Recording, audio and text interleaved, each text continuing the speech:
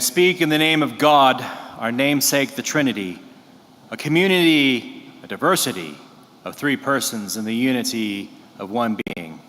Amen. Please be seated. 25 years ago, I went to a reunion for my wife's family. Before then, I'd only known her grandfather as a cantankerous septuagenarian Marine with a dogmatic religious outlook.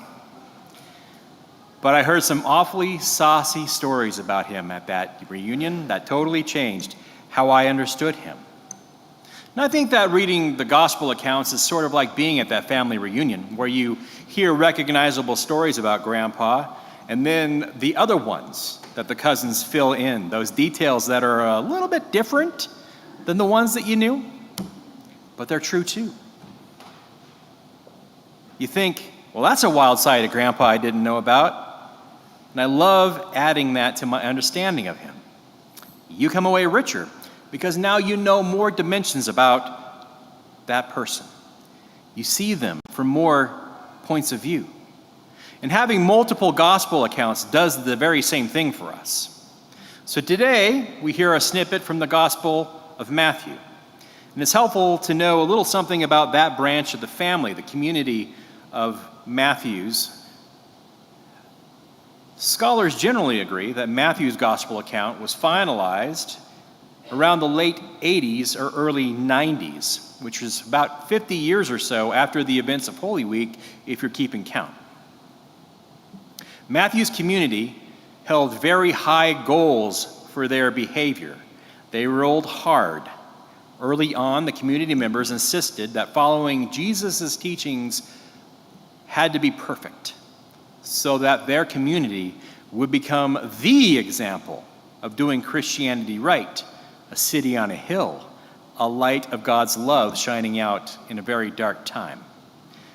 And they were fond of a tradition from Jewish teaching and also important to some Christians that emphasizes a dichotomy of two ways of being, a way of life or a way of death, a way to eternal reward or the way to eternal damnation. Good and evil.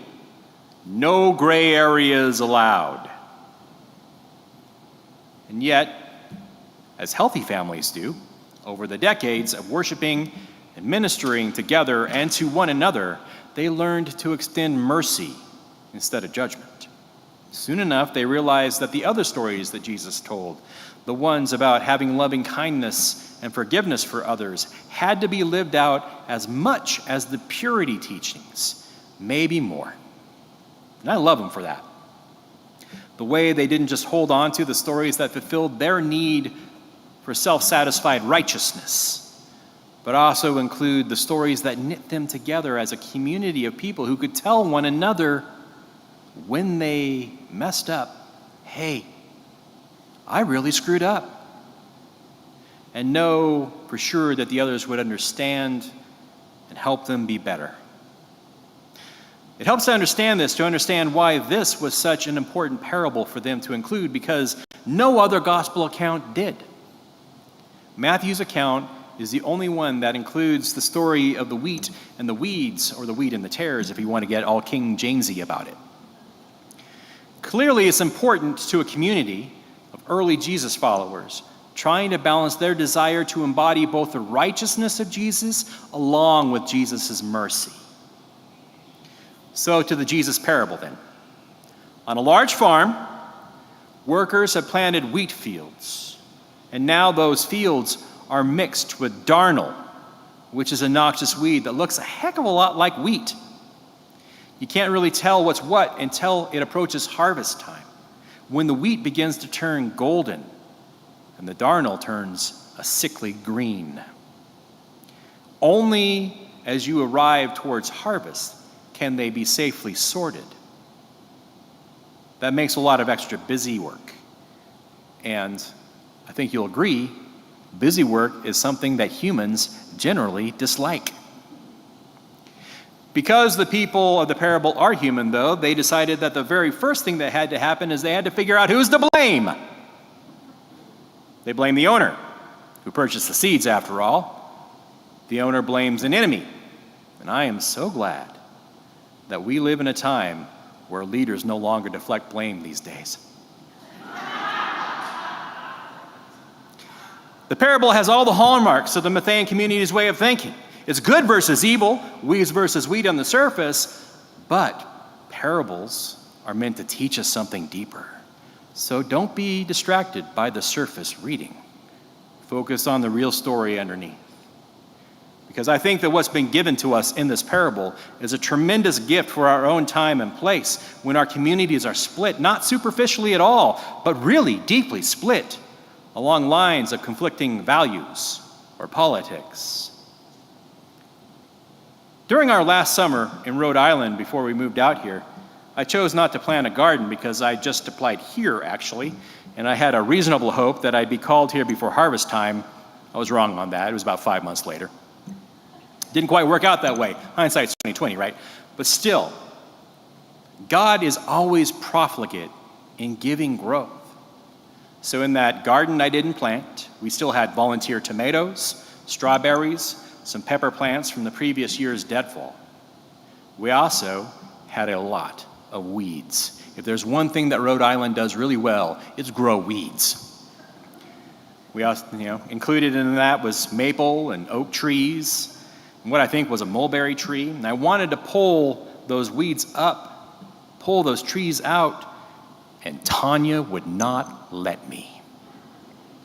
To do so, she knew, would have uprooted the healthy volunteer tomato plants whose own roots were now entangled with those weeds. And living out the parable drove me nuts. The garden looked hideous. I'm like a straight rose guy, growing up in a farming and ranching family in Idaho. But the tomatoes were so good. And Tanya is a fresh tomato junkie. So I waited to dig the whole thing up and throw it away after the harvest. My satisfaction at pulling out all those noxious weeds was delayed.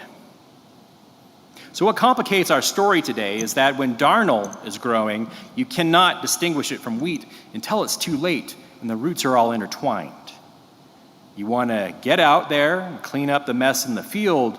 You want to pull out the weeds and throw them in the compost. But if you do, you'll uproot the wheat along with it. And you're too close to the harvest.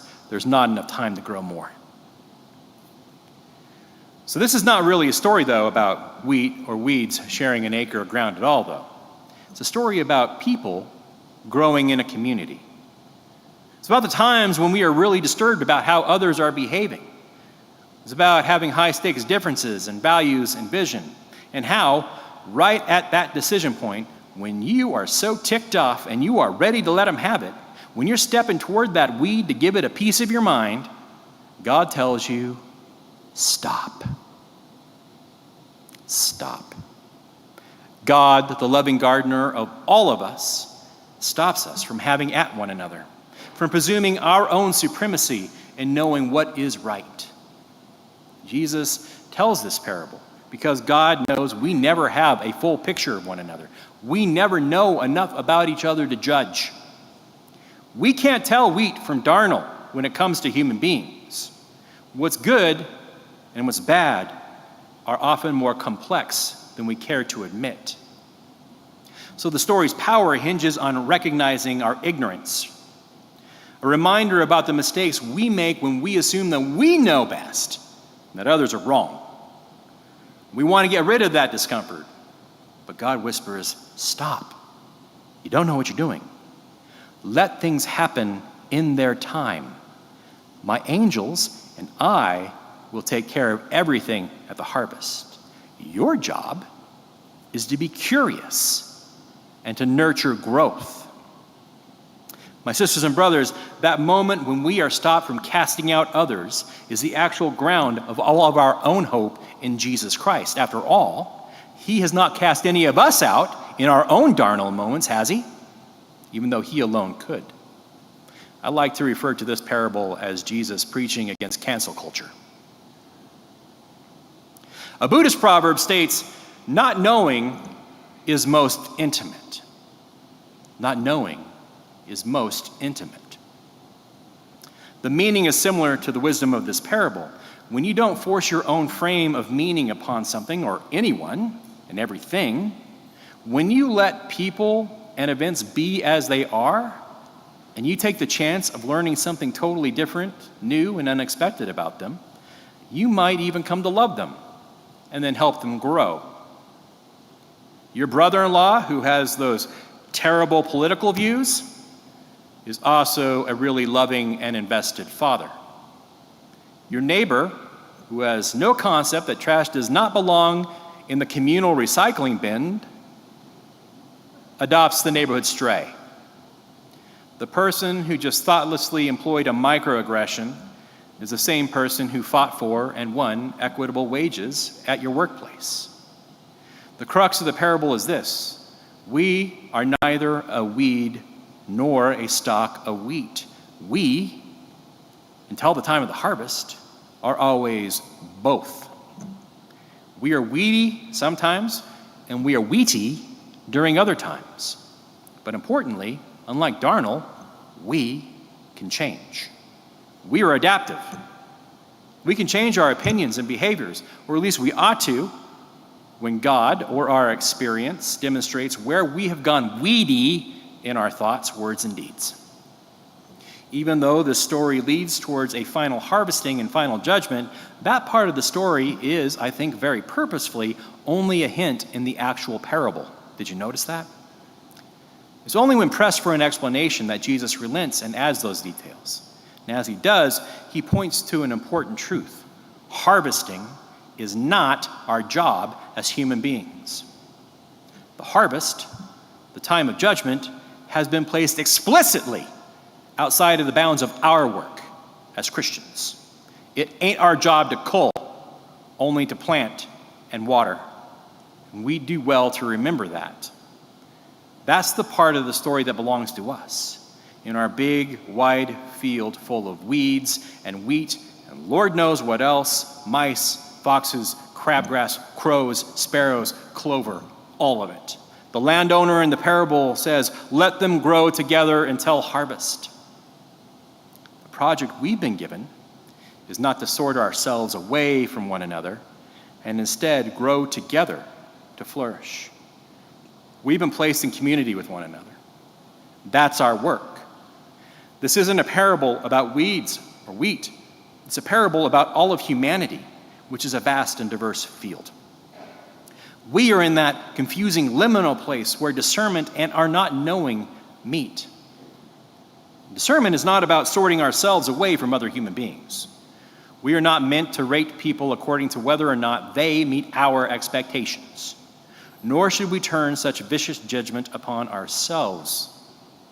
To subject ourselves to that level of scrupulosity is the same form of violent judgment that God tells us is not our job. Instead, when you mess up, turn around, start again. Discernment is continuously rediscovering how we all fit together in the field. Discernment is about learning how to receive one another in all of our miraculous and ever-shifting complexity. And to understand that each and every single person around us is the focus of God's loving growth. Keeping our powers of discernment sharp is about not losing our hope in God's project unfolding in us and through us and all around us. How do we live in the field in which God has planted us? Cultivating our discernment, our mercy and kindness, our hope. We must lace together our rootedness in the soil in which we've been planted and learn to hold one another up against the winds of chance that would throw us down if we were to stand alone. So Trinity, become rooted here. Resolve to remain in the struggle. Make sure everyone who comes through those doors is welcomed and offered a place, even if it's in your favorite pew spot. Just this week, a newer parishioner expressed to me how little they felt welcomed when they first arrived here. And that crushed my heart, because I know you, and I know you to be a people of loving kindness and welcome. So if you see someone new, welcome them. Invite them to lunch. Be curious about them. Help them to find the right soil in which to grow at Trinity. Contribute towards the planting that God is doing in this place. Provide food to help those who have very little. Pick up after one another. Welcome the holy chaos in our children who are growing so fast in the field. And walk the long journey of heartbreak with all those who are grieving, be it the loss of a loved one or even just the loss of some of their personal capacities. And when you stumble, and we all stumble, and when you find you are more darnel than wheat, and we all do, start all over again. Don't be proud. Tell someone here that you need support in your renewal to help you keep your baptismal vows. Because this is how we grow together, acknowledging our own struggles with goodness and evil until the end of time. Wheat or weeds, grow anyway. Support each other anyway. Be curious about people and their motivations instead of being judgmental. Welcome them. Focus on your growth and that of your neighbor. And just leave the sorting to God. Amen.